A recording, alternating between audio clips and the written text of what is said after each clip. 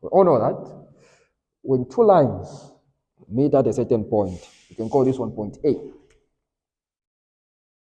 When two lines meet at a certain point, they always subtend an angle between them, right?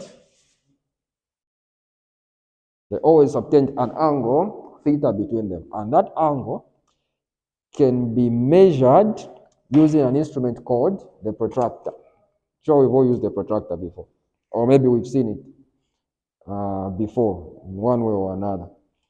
So, for us to discuss angles, we need to start with the protractor first of all. We need to understand the protractor, what it is and how it works. So, the first thing we know that is that it is used for measuring angles, right? Yes, in degrees. So when you look at your protractor here, you find that we have different numbers, okay, along the protractor there. So you can even refer to your protractor, for those of you who have. We have different numbers here. And those numbers, when you look at the end point here, you will see number 0, right? As well as 180. When you go this other side, there's going to be 0 and 180 again. Okay? Meaning, one point can have two different angles, depending on which direction you've started counting from. Okay? So for angles, you can either start counting from this side, go in this side, or from this side, go in this side. Okay? Normally, you're just talking about two lines that are meeting at a point. So you can think of this base of a protractor as two lines that are meeting at a point, the midpoint here. Okay? For example, if we were to draw this, we can have something like this. So we have two lines. Maybe if this is A, then we have O there, and then B. So we have two lines that are meeting at point O there.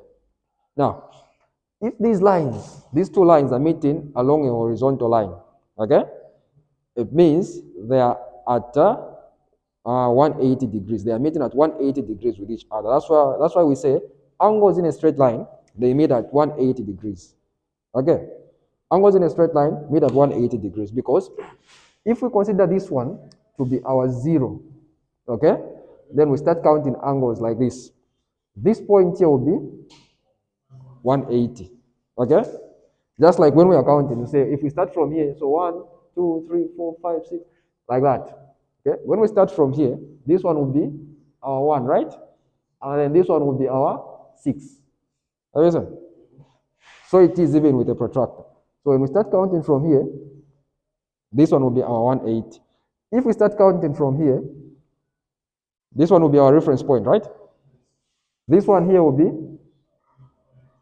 180. Okay? So for example, if we start counting from here, then 6 will be there, right? That is the principle that is there. That is the reason why you have numbers like this. And if we move a step further, for example, there we say this is now angle 10 degrees, right? Where we have angle 10 degrees, we'll also see, so here it's increasing, here we'll see a decrease, right? So from 180 we decrease by 10. So it will be 170. Listen. Even this side, if we move a step further again, we're going to have 170 there and 10. You see the point? So what this means is, if you consider this angle, because if you consider this point to be your 0, okay? 0, then you have 10, right? So this angle here will be angle 10. Okay? But if you consider this point to be your 0, okay? For example, angle AO, and this one, maybe we can say this is C here. AOC. It will be the whole lot of that angle, which is 170. Okay? Until you reach the midpoint, which is angle 90. Normally, you read it like that. How do you see? So this is how we use the protractor. So now, whenever we have two lines that are meeting at a point like that, there's always an angle in between them, right? And that angle can be measured using the protractor.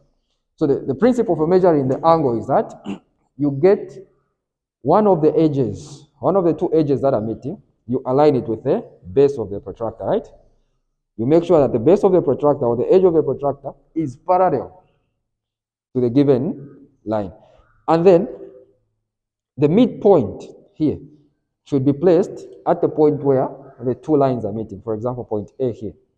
Okay, so when we get this protractor, we'll make sure that since our 0 and 180 are along this line, meaning we have to make sure that the line is aligned with one of the lines. It can be this one or it can be this one, but we're going to use the horizontal line. And then the center point should be at this point there. So, we're going to get the, okay, so something like that. So we can safely say this line is at angle what? Angle 60, right? Yes. Or we can get this same edge, okay? We align it with this.